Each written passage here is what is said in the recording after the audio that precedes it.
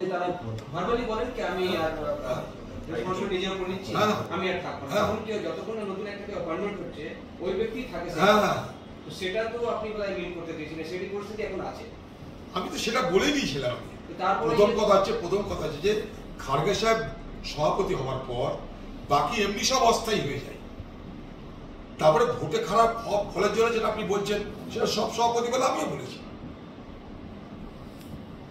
আমার খারাপ লেগেছে, তার আগে নানা মন্তব্যে খারাপ লেগেছে আমার, সব মিলিয়ে আমি বলেছিলাম আমার খারাপ লাগাটাকে প্রকাশ করেছিলাম যে ভাই যদি না পোষা আমাকে নিয়ে আপনারা আমাকে সরিয়ে দিতে পারেন।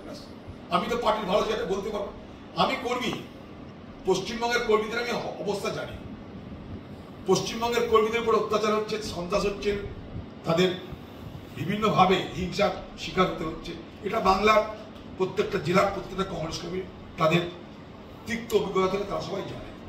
তা আমি কর্মীদের বলতে হবে, কর্মীদের বলতে গেলে আমাকে তৃণমূলের বিরুদ্ধে বলতেই হবে।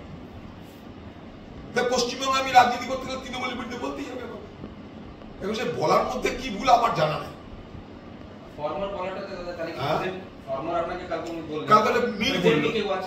আমার জানা নেই ফরমাল বলা মানে তো হয়ে গেলাম। আমার মনে হয় পার্টি ঠিকঠাক করে গেছে, কালকে জাস্ট একটা র্যাটিফাই করানো আর কি, যে কাউকে কি চাওয়ানো যায় মতামত হয়তো পার্টি মনে হয় ঠিক করে গেছে।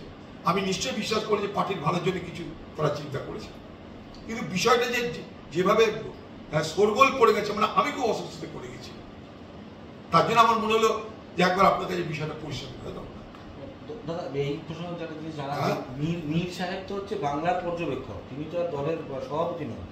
আপনি প্রদেশ সভাপতি থাকবেন না অন্য কেউ থাকবেন সেটা ঠিক করবেন সভাপতি। আমাকে তো অবাক লাগলো। হ্যাঁ, তো মানে এটা কি তাহলে মীর সাহেব হঠাৎ নিজের মন্তব্য বলে মনে হচ্ছে নাকি? আমার জানি না মীর সাহেব হঠাৎ নিজে থেকে বলছি কি কেউ তাকে বলেছে, আমার জানা নাই। সেটা আমি তো মীর সাহেবকে সেটা জিজ্ঞেস করতে পারি না। সেই আইসিসির জেনারেল সেক্রেটারি, তাকে তো জিজ্ঞেস করতে পারি না। তবে এটাও জানি যে তারা নতুন নতুন গেছে বাংলায়, আর একটা লোক বহুদিন ধরে আছে।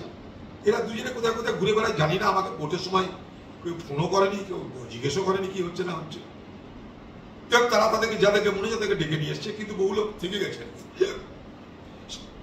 সেটা আমি কেসি বেণুগোপালকে বলেছি। অনেকেই আসে, এবং আরেকটা বিষয় যেটা ছিল যে মানে যারা আশুতোষ আছে, সুমন আছে, যারা বড় বড় পার্টির নেতা, পলাশ আছে, অনেক বড় বড় পার্টির, অমিত রায়, সুজয়, অনেক বড় বড় নেতা আছে পার্টির। যারা এসেছেন তাদের মধ্যে একজনকে অন্তত দেখা গেল যিনি মানে যা খবর যে তিনি আপনাদের প্রদেশ কমিটির জিএস ছিলেন, রেজিগনেশন দিয়েছিলেন, তাকেও দেখা গেল এখানে। এবং আমরা তো অনেকে দেখলাম, কি করবার দেখা জিনিস দেখেছি, ওই নিয়ে আমার কোনো মন্তব্য নেই। যেটা ঘটলো, আপনি সোনিয়া গান্ধী বা রাহুল গান্ধীর সঙ্গে যদি কথা বলার সুযোগ পান, এই পুরো বিষয়টা কি তাদেরকে জানাবেন? না, আমার জানানো তো প্রয়োজনে জানাবো। আমি আগেও বলেছি, এখনো বলছি,